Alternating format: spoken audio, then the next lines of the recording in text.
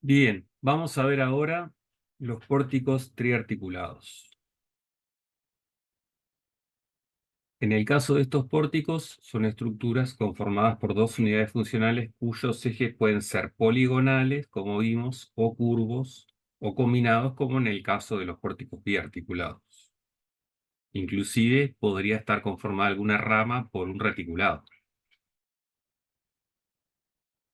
Los vínculos en este caso están conformados por tres articulaciones fijas, dos al plano sustentante y una que las vincula entre ambas.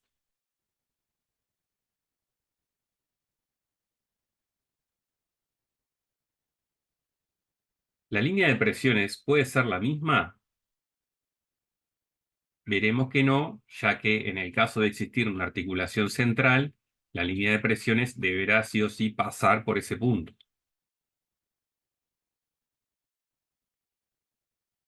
Dado que la línea de presiones es el lugar geométrico de las sucesivas resultantes izquierdas, las reacciones en la articulación central deben ser parte de la línea de presiones.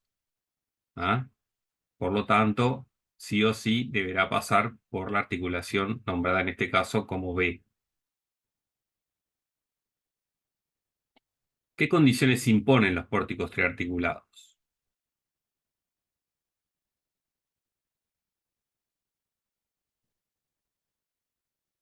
La línea de presiones, como dijimos, debe pasar tanto por A como por B como por C, que son las tres articulaciones o los tres vínculos de estos pórticos. Vamos a construir en este caso el plano de situación para el pórtico que hallaremos el equilibrio y posteriormente línea de presiones y diagramas. Tenemos las tres articulaciones A, B y C. Tenemos aplicada una carga puntual de 500 Newton y una distribuida en la parte horizontal de 1000 Newton por cada metro. ¿Ah? Vamos a dividir, siempre haremos lo mismo, vamos a dividir las cargas a la izquierda de la articulación central y a la derecha de la articulación central. Y en este caso no vamos a hallar una única resultante, vamos a hallar dos resultantes, una a la izquierda de la articulación central y una a la derecha. Vamos primero que nada, para hallar una resultante, a hallar una resultante parcial de la carga distribuida en ambos casos. ¿Ah? Vamos al plano operatorio, colocamos a escala las fuerzas, siempre respetando el orden de izquierda a derecha. ¿Ah? Es necesario seguir esta regla porque de lo contrario el equilibrio es inválido. Colocamos entonces la segunda carga, que es la de 1500 como resultante de los 1000 Newton por 1.5 metros del primer tramo horizontal, y hallamos la primera resultante, que estará ubicada en el plano de situación en el punto de concurrencia de ambas fuerzas. A continuación, colocamos la resultante de la parte derecha, de la articulación B, en el tramo BC. Lo hacemos a continuación del vector de la fuerza resultante izquierda de la articulación. Entonces, dado que el lugar geométrico de los puntos de concurrencia de los rayos funiculares correspondientes para un mismo sistema de cargas y puntos y amarres, podremos entonces ubicar un punto cualquiera para una funicular cualquiera, al cual llamaremos polo o prima, que estará ubicado en este caso en la concurrencia de las paralelas a ambos rayos, a sub 0 y a sub 1, cuya única condición es que a sub 0 pase por A y corte la fuerza Ft, resultante izquierda de B, y a sub 1 pase por B y corte en el mismo punto a la fuerza Ft, resultante, digamos, también a la izquierda del punto B. ¿Ah? Eso lo trasladamos al plano operatorio y obtenemos entonces ese polo O'. Aplicamos entonces la propiedad, como decimos, del eje de colineación, dado que el lugar geométrico de los puntos de concurrencia de los rayos funiculares se corresponde para el mismo sistema de cargas y puntos y amarres con esa línea paralela al eje de colineación, que está aquí en violeta, cuya paralela trazaremos por el punto O'. ¿Ah? Ese entonces en el plano operatorio sería el lugar geométrico de los puntos por los que pasan los sucesivos polos de las sucesivas funiculares que pasan, como dijimos, por A y por B en este caso, para cualquier rayo que yo me tome. ¿Ah? O sea que cualquier polo que yo tome sobre esa recta y una con el origen y el extremo de la resultante, configura una funicular válida para pasar por A y por B, para ese sistema de cargas. ¿Ah? Si yo ahora hago lo mismo para la parte derecha, ¿eh?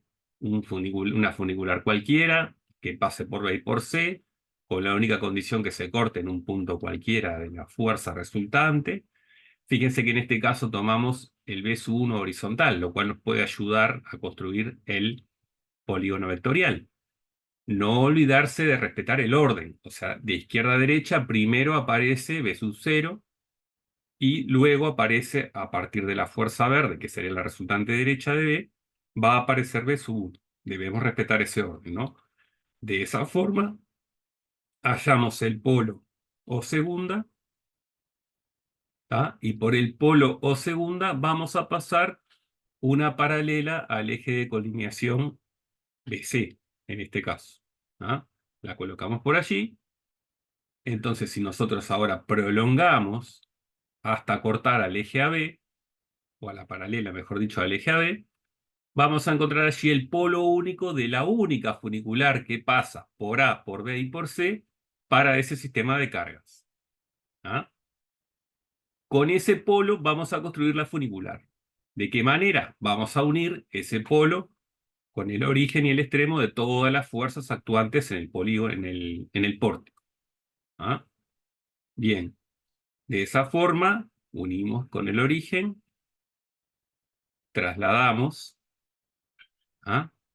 Hasta cortar a la fuerza de 500, donde RA se corta con 500, pasa la sumatoria de RA más 500, o sea, delta 1 en este caso. ¿Ah? ¿Hasta dónde? Bueno, como es con la sumatoria de 500, vamos a cortar ahora sumando la de 1500. Por lo tanto, debo prolongar ese rayo hasta la fuerza de 1500. Y ahí sí trazo la resultante que sería delta 2. Delta 2 que sí o sí tiene que pasar por B, dado que, como dijimos, esa funicular necesariamente tiene que pasar por la articulación central. ¿Ah? De esa forma la estamos construyendo, aprovechando las propiedades del eje de colineación. ¿Ah? Y luego tenemos que sumar la última fuerza de 1500 a delta 2, y delta 2 más 1500 me da delta 3, y delta 3 sí o sí tiene que pasar por C. De esa forma completamos el trazado funicular, que es la base de nuestra línea de presiones. ¿Ah?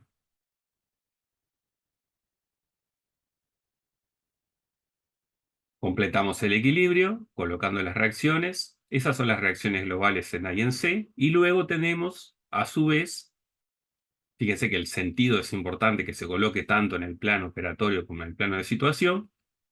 Y luego tendremos lo que es el equilibrio de cada unidad funcional, ¿no? Por ejemplo, la de la izquierda, que es AB, comenzamos con la fuerza RA de 2399, nos dio en este caso, medimos a escala M2 en el plano operatorio, luego sumamos la fuerza de 500 de Newton, luego sumamos la de 1500 y cerramos el polígono del equilibrio con RB. ¿Ah? El polígono, por supuesto, para que haya equilibrio de cada parte, en este caso, tiene que estar cerrado. Por lo tanto, nuestra RB en este caso es hacia la izquierda. ¿Ah? Cierra ese polígono parcial. En el caso del polígono que corresponde a la parte derecha, comenzamos con una RB hacia la derecha. ¿Ah? Seguimos con la fuerza de 1500 y cerramos con RC. De esa forma el polígono nos queda cerrado. Y tenemos un equilibrio porque la resultante de las fuerzas es cero y además esas fuerzas concurren en un punto, en este caso está sobre la fuerza resultante de 1500. Y bueno, y ahí tenemos el equilibrio global de todo el sistema o de todo el pórtico. ¿Ah? Recuerden siempre que la dirección de RB va a depender en cada caso de si estamos tomando la rama izquierda o la rama derecha del borde.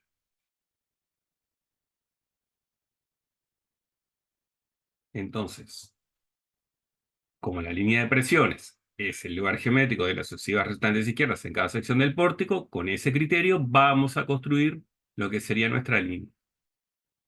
¿Ah? La base va a ser la poligonal funicular ya hallada, pero en los sectores donde tenemos carga distribuida, evidentemente se va a corresponder con una curva, no con esa recta de base. Por lo tanto, debemos construir, en ese caso, la parábola, ¿ah? Que corresponde, en ese caso, como base, tomar delta 1 al inicio y delta 2 al final para el tramo inicial a la izquierda de B. ¿Ah? Ahí vamos a tomar esos rayos. A la derecha de B tomaremos como rayo inicial delta 2 y como rayo final delta 3, debiendo ubicarse sí o sí los puntos inicial y final de esa curva. ¿Cómo lo hago eso? Para dibujar ese tramo, evidentemente debo corresponder con la dirección de la carga distribuida aplicada en ese sector, debo corresponder los puntos inicial y final de las curvas. ¿Ah? De esa forma, lo que estoy haciendo es establecer en qué puntos la línea de presiones es una recta, dado que hay cargas puntuales, y en qué punto la línea de presiones se corresponde con esa parábola que vamos a construir de esta manera. ¿Ah? Vamos a hallar punto inicial y final, hallaremos la cuerda de esas parábolas y a continuación vamos a trazar por lo menos un punto intermedio, un punto central, de la forma en que ya sabemos, o sea, trazamos la recta entre el vértice de la parábola y el punto central de la cuerda. En el punto central de ese segmento trazamos una paralela al eje de colineación o a la cuerda, y por allí pasa tangente la curva. ¿Ah? Sabemos que tenemos entonces un punto intermedio en el cual podemos apoyar nuestro trazado. ¿Ah? Y ahí tenemos con tangente inicial y final en delta 1 y delta 2 y delta 2 y delta 3 en el caso de la derecha, tenemos el trazado de nuestra parte curva, digamos, de la línea de presiones que se corresponde con la parte cargada, con carga distribuida, en este caso los tramos horizontales. ¿Ah? Y bueno, ahí tenemos lo que sería limpio el dibujo de nuestra línea de presiones que, como vemos, en este caso, lo dijimos al principio, el punto central o la articulación central en B es un punto donde necesariamente debe pasar esa línea de presiones, ¿ah? Y nos aparecen algunos puntos donde la estructura se aleja un poco más, en este caso, ¿ah? Digo, si bien se está acercando en un punto donde en el pórtico biarticulado ¿eh? Teníamos una distancia considerable respecto del eje de la estructura. En el pórtico triarticulado, el punto central, la articulación en B, me permite acercar la línea de presiones al eje de la estructura. Y bueno, como resultado en este caso, se están alejando un poco los ángulos, esas uniones a ambos lados del tramo horizontal, que bueno, tal vez en ese caso corresponda un rediseño, si se quiere mejorar un poco el desempeño de la estructura, para evitar justamente que los momentos, en ese caso, queden, digamos, un tanto mayores en el sector ese del quiebre de las barras. ¿Ah? Pero vemos que sobre todo el efecto ha sido que en el punto central, un efecto deseado justamente en el punto central, donde el momento es mayor debido a que en el pórtico biarticulado se aleja más la estructura del eje de la línea de presiones. ¿Ah?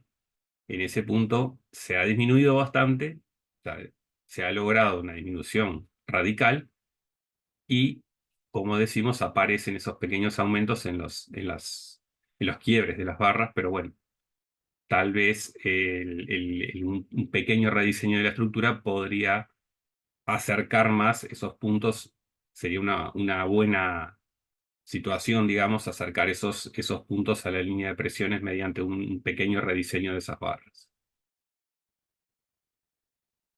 Bueno, vamos a construir ahora los diagramas de solicitaciones para el pórtico triarticulado. Lo primero que vamos a hacer es limpiar el esquema para tener solo la información necesaria. ¿Ah?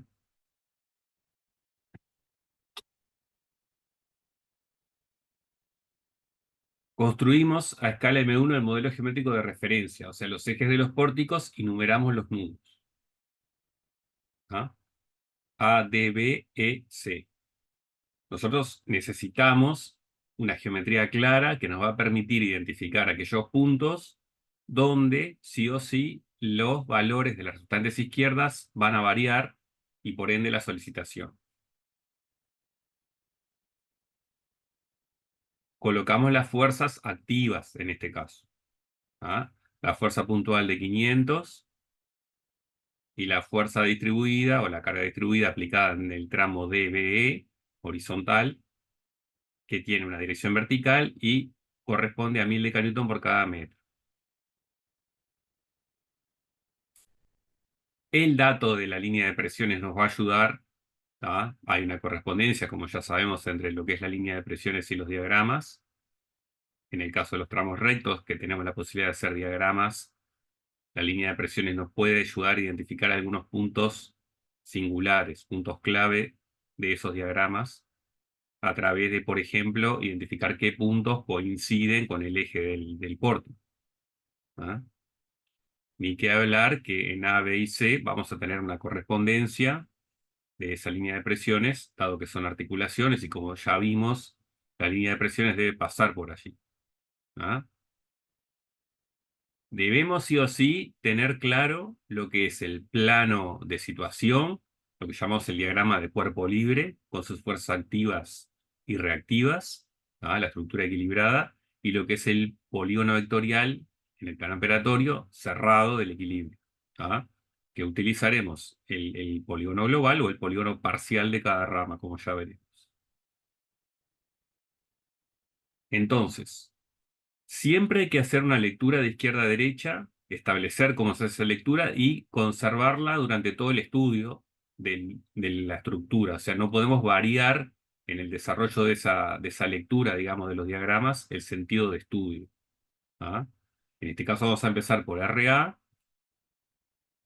Asumimos que lo que está hacia el lado de A está a la izquierda, ingresamos por ahí al pórtico y circulamos hacia la derecha, hacia C, hacia B primero y después hacia C. ¿Ah? Y ese sentido de lectura lo tenemos que mantener a lo largo de todo el estudio. Vamos a plantear primero los diagramas de la rama ADB del pórtico. ¿Ah? Entonces, vamos a tener, en este caso, la línea de presiones que corresponde a este tramo. Vimos que hay una parte recta y una parte curva. ¿Ah?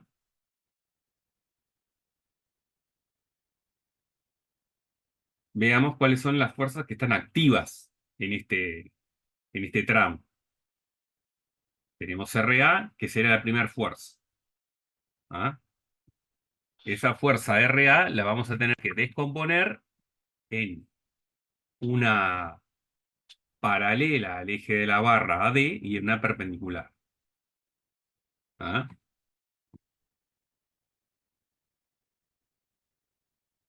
Luego tenemos la fuerza de 500, puntual, aplicada en el tramo AD. Y luego tenemos lo que sería la resultante o la síntesis de la carga distribuida de 1000 decanewton por 1,5 metros, que nos da esa fuerza de 1500 aplicada, centrada en el tramo de B. Esa es la resultante. O sea, nosotros no podemos perder de vista que en realidad ahí hay una carga distribuida. ¿Ah?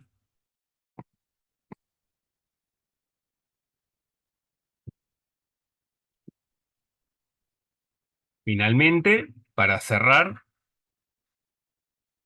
tenemos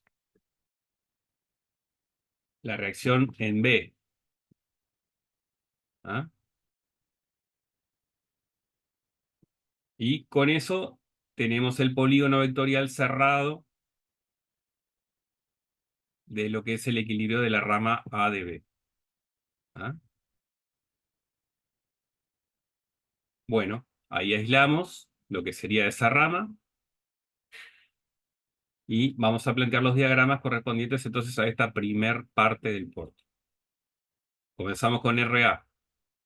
En A, mi resultante izquierda sería RA y va a ser RA hasta donde se aplica la fuerza F de 500 de kN. Hasta un instante antes o un diferencial antes del punto de aplicación de esa fuerza, tenemos como resultante izquierda efectivamente esa RA, que en este caso vale 2399 de kN. Lo que vamos a hacer es justamente descomponer esa fuerza, como dijimos, en una paralela a la barra AD y en una perpendicular. ¿Tá? El polígono en este caso tiene que ser abierto, porque estamos descomponiendo. ¿Tá? No estamos equilibrando, estamos descomponiendo esa resultante izquierda en una componente cortante y una componente axil. Vemos que el axil en este caso es un axil de compresión. ¿Tá? Bien. Entonces vamos a graficar en los ejes que los tenemos situados en la parte inferior. Mi cortante me está indicando en este caso que es hacia abajo, hacia la derecha, que se corresponde con esos 176 de kN. ¿Ah? El sentido del cortante siempre es hacia donde me indica el vector. ¿Ah? RA está pasando por A, pero no tiene la misma dirección como vimos de la barra. A pesar de ello, la fuerza al pasar por A no produce momento en A. ¿Ah? Sí hay ese cortante, como vimos, de 176 hacia abajo, sí hay ese axil de compresión, que en este caso elegimos graficarlo hacia arriba, pero es arbitrario, ¿verdad? O sea, nosotros podríamos haberlo graficado hacia abajo, lo que sí que tenemos que mantener el criterio a lo largo también de todo el desarrollo del estudio. O sea, si yo lo grafico hacia arriba, las compresiones tienen que ser todas graficadas hacia arriba. ¿Ah? Bien. Y el momento, en este caso, nos va a dar 0, dado que es una articulación, y dado que entonces la fuerza RA está pasando por ese punto, al no haber distancia, no hay entonces momento flector. Por definición, el momento flector es una fuerza restante izquierda por una distancia que en este caso es 0. Por lo tanto, el momento es 0. ¿Ah?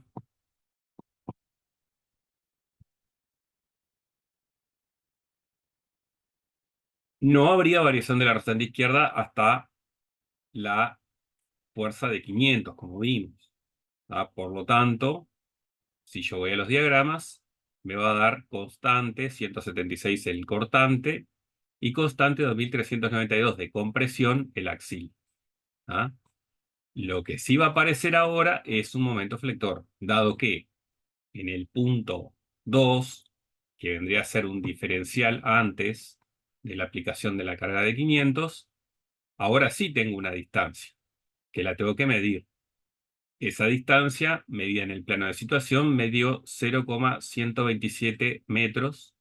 Por lo tanto, multiplicándola por el valor de la resultante izquierda, voy a obtener el valor del momento flector. ¿Hacia dónde dibujo el momento flector?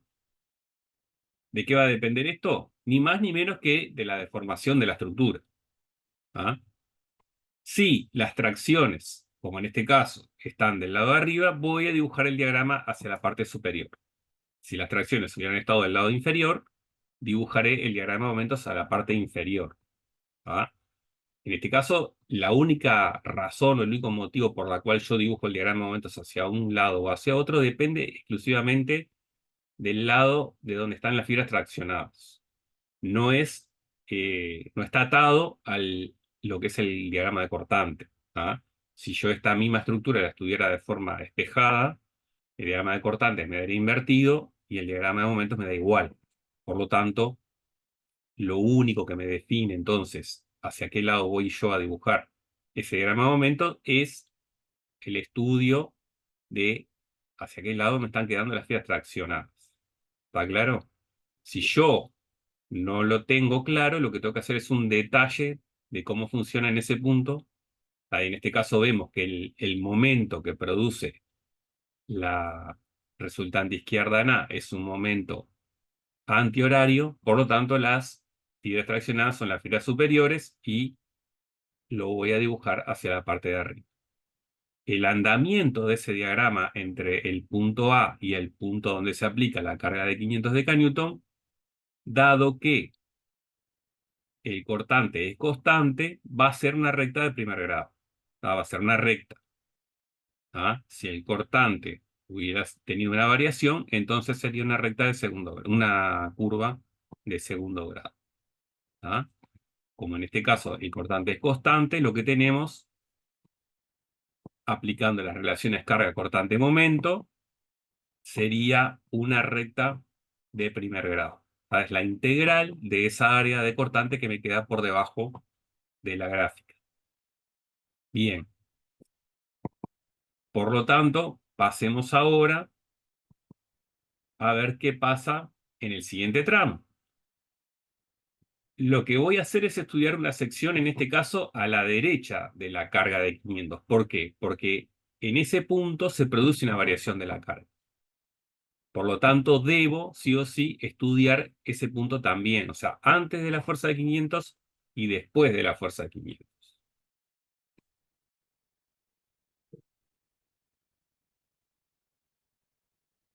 En este caso, mi resultante izquierda estará compuesta por RA y la fuerza de 500 que me da 2486, polígono abierto. Estoy componiendo fuerzas. Esa fuerza que está aplicada en ese punto la tengo que a su vez descomponer, tal cual hicimos cuando nos paramos en a la derecha de A, en una paralela a la barra D y en una perpendicular a la barra D. Polígono abierto en este caso también. Porque en un caso estoy sumando cuando hallo la rectángulo izquierda y en otro caso estoy descomponiendo cuando hallo la componente cortante y la componente axil. Y me encuentro que el axil creció, ahora tenemos un axil de 676 de Newton y el cortante creció y el axil, en este caso, se mantuvo igual. A la componente axil no ha variado, dado que la fuerza de 500, al ser perpendicular a la barra AD, solamente va a producir una variación en el cortante. O sea que si yo hubiera sumado 176 más 500, también obtengo el valor del cortante a la derecha del punto de aplicación de la fuerza de 500, con el punto 3, digamos. Entonces, lo que hacemos es graficar esa variación. En ese punto, a la derecha de 3, o en 3, mejor dicho, el cortante se corresponde con 676 hacia abajo, el axil se sigue correspondiendo con 2392. En este caso, como sigue siendo de compresión, está entrando la fuerza en la sección, es una fuerza de compresión, por lo tanto se sigue manteniendo hacia arriba. Y el momento no va a variar.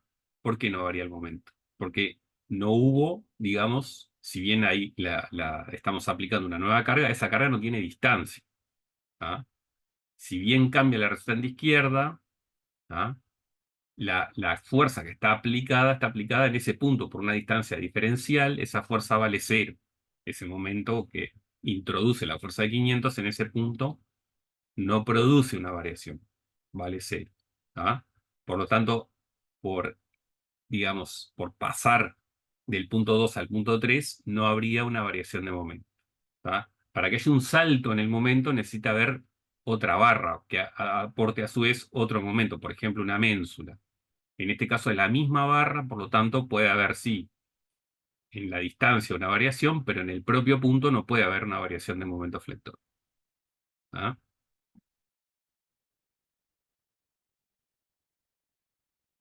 Bueno, pasamos entonces al punto 4, que sería antes del quiebre de la barra. O sea, también es antes del punto de aplicación de la carga horizontal, la carga distribuida horizontal,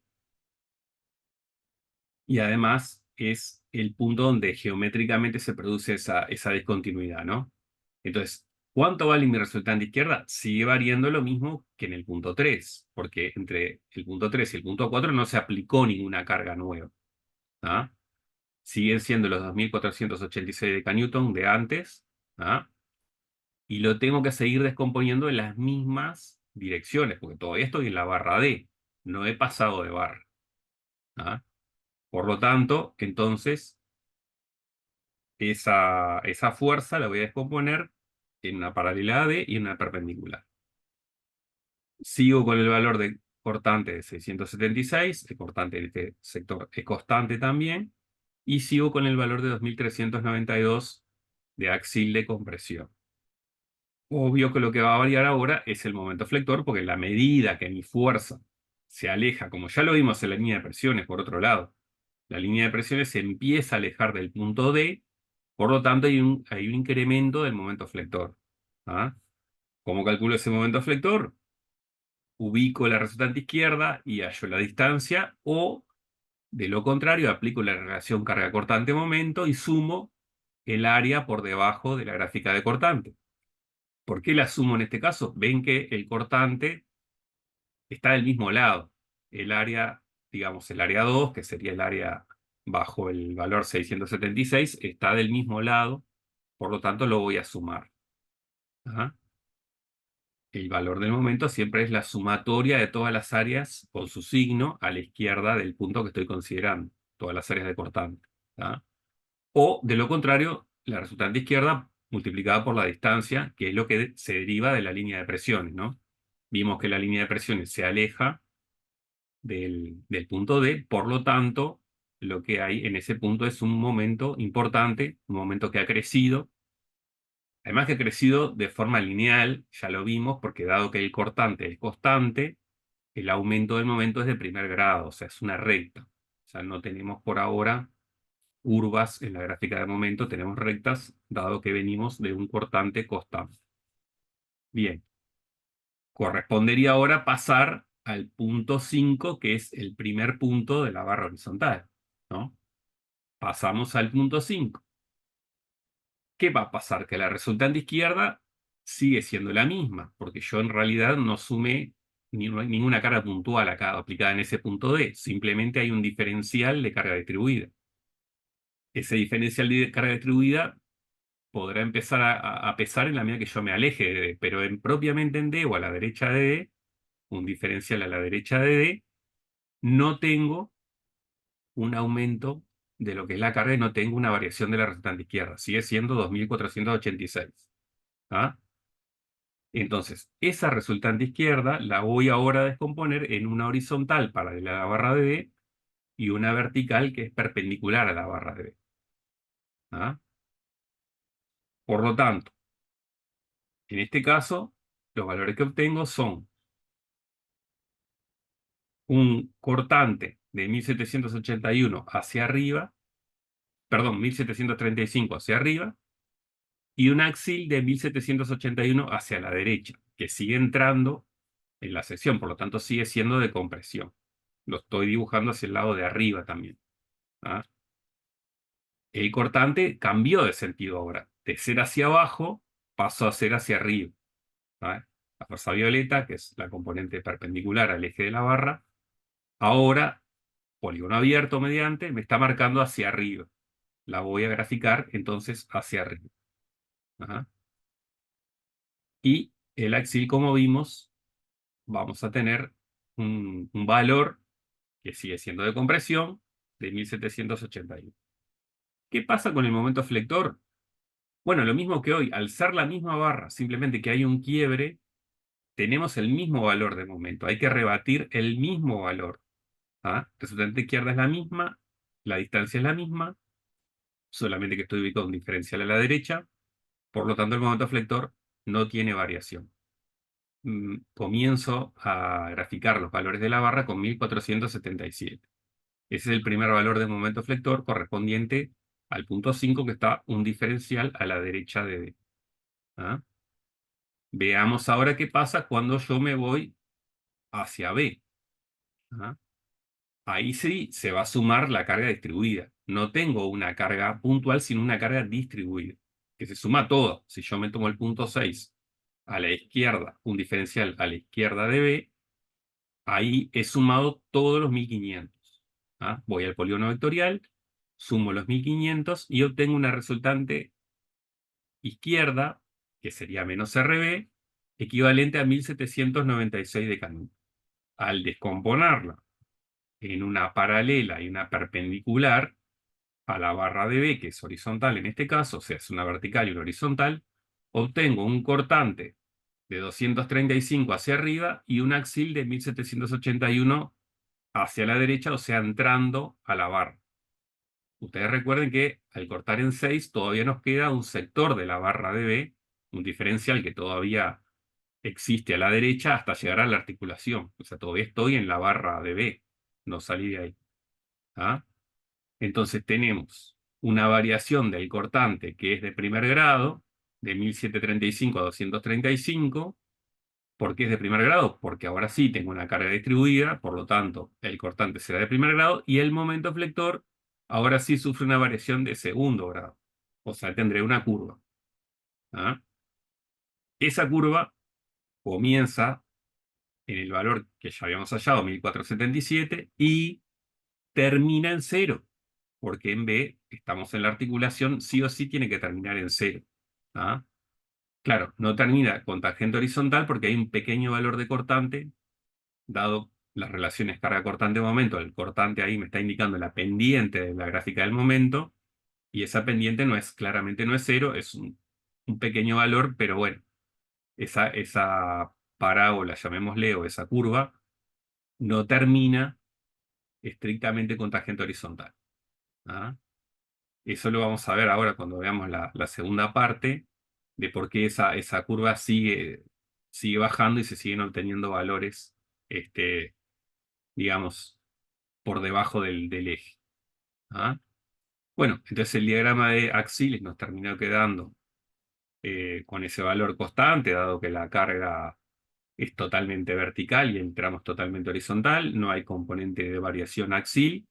El axil sigue siendo un axil de compresión de 1781. Así nos quedó el diagrama. Y eh, el momento, como vimos, termina en cero. ¿Ah? Ahí tenemos prontos lo que serían los diagramas de la primera rama, de la rama A de B. ¿Ah?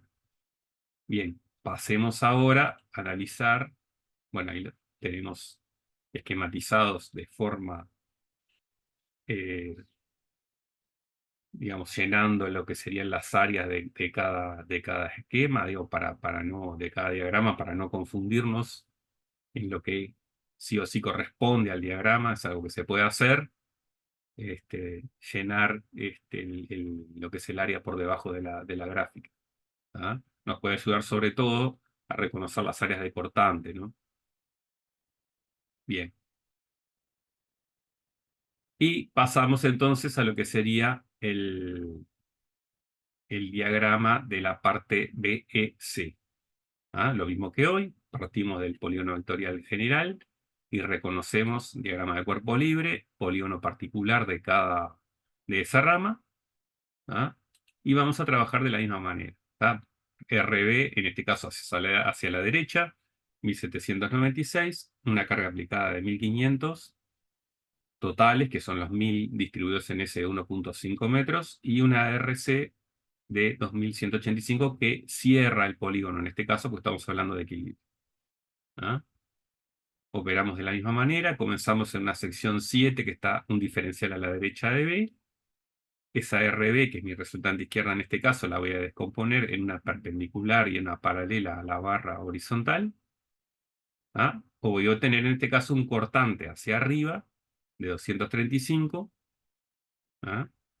Y un axil hacia la derecha, o sea, de compresión entrando en la sección de 1781. Vemos que es el mismo axil que traíamos hoy, ¿no? Es lógico esto. Y lo mismo pasa con el cortante, o sea, hay una continuidad entre los valores de la rama A de B. ¿Ah? Bueno, mantenemos el mismo criterio, como hemos dicho, lo que es el axil de compresión lo dibujamos hacia arriba. ¿Ah? Y el momento en este caso, como habíamos visto ya, dado que estamos en la zona de la articulación, una diferencial a la derecha de la articulación en B vale 0. Pasamos ahora a la sección 8, que es un diferencial antes de E, donde ya se aplicó toda la carga distribuida de 1000 de Newton metro, o sea, los 1500 de Newton. Y en ese sector ya tenemos como resultante izquierda menos RC. ¿Ah? Menos RC aplicada en ese punto, la vamos a descomponer también en una vertical y una horizontal para obtener cortante y axil. El cortante en ese sector entre 7 y 8 tiene una variación de primer grado, como vimos. Por lo tanto, en el diagrama de momento ya sabemos que tenemos una variación de segundo grado. Al comenzar con un pequeño valor de cortante hacia arriba y luego la gráfica corta, en un punto corta el eje, tenemos un valor de cortante 0, eso se corresponde con un máximo que en ese punto adquiere el valor de esa pequeña área de cortante, que es 28 en este caso. ¿Ah? Lo hemos calculado, hay un pequeño máximo en ese sector que es de 28, donde el cortante se hace 0, por lo tanto el momento tiene tangente horizontal y es máximo para ese entorno. ¿Ah? El axil de compresión de 1781 y el momento en el punto E, en el punto 8, perdón, un diferencial antes de E, va a ser igual a la variación total de las áreas, ¿no? O sea, el área de 28 menos el área de 801, dado que están de distinto lado del eje del diagrama, nos va a dar un valor de 773, que en este caso es hacia arriba. ¿Qué quiere decir esto? Bueno, si nosotros pensamos en la deformada de este sector del pórtico, ¿qué es lo que vemos aquí? Que las tracciones en el punto donde el momento se hace 0 se van a invertir. Es lo que llamamos el punto de inflexión. En ese punto, las tracciones que hasta ahí están del lado de abajo van a empezar a quedar del lado de arriba. ¿Ah? Cosa que se va a replicar en la barra EC. Cuando yo pase a la barra EC, esas tracciones van a estar del lado de arriba, y si no hay, digamos, ningún punto en que el diagrama de momentos corte, que no lo va a ver, corte al eje del diagrama, al eje del pórtico, todas las tracciones van a seguir quedando del lado de arriba. ¿Ah? De hecho, es algo que ya lo veíamos en la línea de presiones. Si ustedes se fijan en el dibujo de la línea de presiones, ella corta en un punto en el cual el momento vale 0 porque la distancia es nula, y luego queda toda del lado de abajo. La línea de presiones del lado de abajo implica que las compresiones, las fibras comprimidas están del lado de abajo y que las fibras traccionadas están del lado de arriba, que es lo que va a pasar con el diagrama de momento. ¿Ah? Entonces, si vamos al punto 9, un diferencial a la derecha del quiebre que corresponde analizar, porque ahí tenemos una variación geométrica, es la misma resultante izquierda, compuesta ahora en una paralela a la barra S y una perpendicular, que nos da un cortante de 365 hacia arriba y un axil de 2154 de compresión hacia abajo, o entrando en la sección. ¿Ah? Y esos valores los voy a graficar con los criterios que ya vimos. El axil de compresión se dibuja al mismo lado, el cortante se dibuja hacia el lado donde el vector me está indicando. ¿Ah? El momento, como vimos, es el mismo. ¿Ah?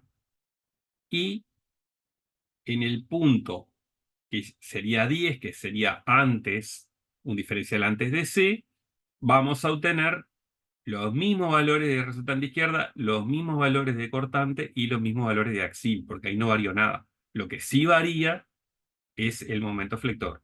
El momento que me tiene que llegar en C me tiene que llegar a 0. ¿Ah? ¿Y cuál es la variación en este caso? La variación del momento, dado que la variación del cortante es constante, tengo un cortante constante de 365 de Newton hacia arriba, lo que voy a tener es una variación lineal de primer grado del momento flector hasta llegar a C. ¿Ah? Esa área de 773 es la que me hace cerrar o me lleva el valor del momento flector a 0. Ven que en este caso toda esa barra tiene las fibras traccionadas del lado de arriba y las comprimidas, como la línea de presiones lo indica, del lado de abajo. ¿Ah? Y ahí tenemos el dibujo de los diagramas finales que corresponden a la rama BEC. Tenemos un cortante que inicia en 235 hacia arriba, luego corta al eje y llega a 1266. para la barra horizontal y al pasar a la barra inclinada, 365 hacia arriba constante, hasta finalizar, dado que en esa barra no hay carga aplicada, por lo tanto no hay variación de cortante y tampoco va a haber variación de axil en este caso. Tampoco hay variación de axil en la barra horizontal por el hecho de que la carga aplicada es totalmente vertical, o sea, totalmente cortante. No produce ninguna variación de axil en este caso. Y el momento flector comienza en cero y termina en cero. Tiene un valor máximo que corresponde al punto donde el cortante se hace cero, tangente horizontal para la gráfica del momento. ¿Ah? Corresponde a esa pequeña área de cortante hasta ese punto donde el cortante es cero. Y luego empieza a subir con la otra área hasta llegar a un valor máximo, como la línea de presiones por otro lado lo muestra, en el punto E, que es donde se aleja más. ¿Ah? Ahí tenemos ese valor mayor del momento flector, que se mantiene en el quiebre, digamos, de la barra, porque la restante izquierda no varía, la distancia tampoco varía, por lo tanto, hay una continuidad en esos valores que hay que rebatir. ¿Ah? Y luego sí tenemos una disminución, dado que el área de cortante, la última área de cortante está por encima de la línea de presiones, por lo tanto, por encima del eje, perdón, por lo tanto la tenemos que restar hasta llegar de esa forma a un valor de momento cero en el extremo o en la articulación C. Bueno, y ahí tenemos los diagramas completos y tenemos lo que sería el dibujo de la línea de presiones, donde podemos identificar efectivamente esos mayores valores de momento flector correspondiéndose con digamos, los quiebres de las barras en D y E, que es donde efectivamente la línea se aleja más. Tenemos un pequeñísimo sector en el tramo horizontal a la derecha de B, donde las fibras traccionadas están por abajo. En todo lo demás, las fibras traccionadas están por encima. Si nosotros miramos la línea de presiones, al revés, hay un pequeñísimo sector donde las fibras comprimidas estarían quedando del lado de arriba. Luego, dado que RB forma un ángulo con la horizontal, el nacimiento de la curva en B, a la derecha de B, es hacia arriba y luego corta nuevamente el eje y se coloca del lado de abajo. Y eso se corresponde en el diagrama de momentos con un pequeñísimo sector donde las tracciones están del lado de abajo. Las fibras traccionadas por flexión, digamos. ¿Ah? Y bueno, tenemos entonces ahí graficado lo que serían esos diagramas y podemos ver su equivalencia o su correspondencia con la línea de presiones en estos casos. Bien, ahí lo que estamos es comparando qué es lo que está pasando con la deformada, con los diagramas, tanto en el pórtico biarticulado como en el triarticulado. ¿Ah? Al tener el biarticulado un vínculo deslizante, vemos que esa barra, ese nudo puede desplazarse. ¿Ah? Y nos da esa deformada. ¿Ah? En el pórtico triarticulado lo que se desplaza es la articulación central. ¿Ah? Pero los puntos inicial y final están fijos en el apoyo. ¿Ah? Ahí, en base al diagrama de aumentos, lo que tenemos que hacer para dibujar esa deformada es fijarnos dónde están los puntos de inflexión que están marcados aquí, y eso es lo que nos da la variación de las tracciones, de las fibras traccionadas. ¿Ah? En el biarticulado comenzamos con tracciones por abajo, luego pasamos a tracciones por arriba, luego sí tracciones por abajo, y luego en la última barra no tenemos eh, deformación por flexión, porque no hay momento flector. ¿Tá? Solo hay axil de compresión. En el caso del triarticulado, casi todo, como vimos, está traccionado por arriba, salvo un pequeñísimo sector que tiene tracciones por abajo. ¿Ah? Entonces el dibujo de la deformada está condicionado un poco por esa... Hay una correspondencia, como ya sabemos, también hay una correspondencia matemática, si se quiere, con lo que es el diagrama de momento flector con el diagrama de la deformada. ¿Ah? Z de X.